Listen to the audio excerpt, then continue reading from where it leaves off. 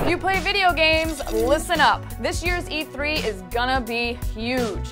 The Electronic Entertainment Expo is the biggest event in the world for the video game industry. Every year, hundreds of video game developers, publishers, and everyone in between gather in Los Angeles to see and show off the latest and greatest in gaming. So, what will the future hold? Let's give you a rundown on the biggest trends of E3 2010.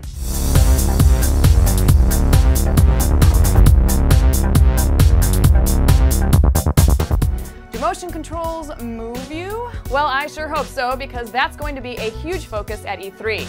Microsoft will be heavily pushing Project Natal, a camera that reads player movement to control games, and Sony has PlayStation Move, a new wand-shaped device that's hoping to give the Wiimote a run for its money.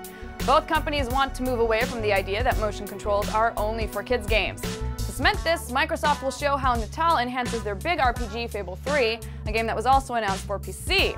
Does this mean that the PC is getting Natal too?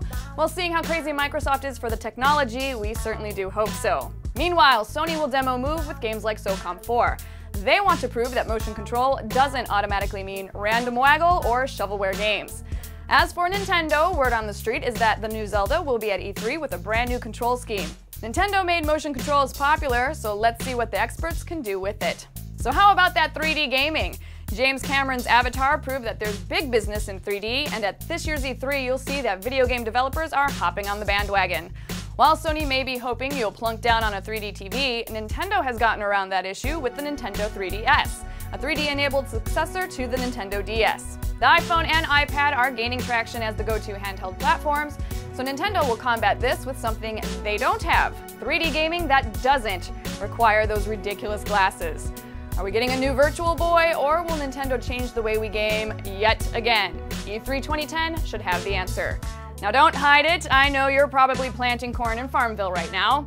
Social gaming is everywhere these days, and even hardcore PC games like StarCraft 2 will be worked into social sites like Facebook, while more and more multiplayer games are being built as services integrated into your day-to-day life. It's a far more connected, community-focused experience compared to the traditional 8 to 10 hour gameplay session.